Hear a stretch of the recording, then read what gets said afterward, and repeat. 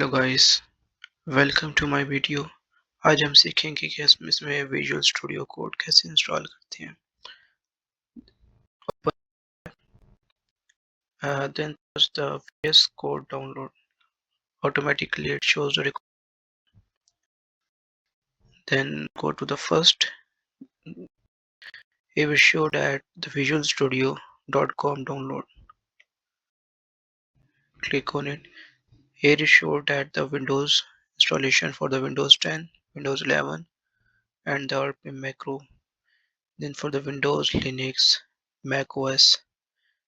If you are the user of the Windows 10 or 11, you can click here.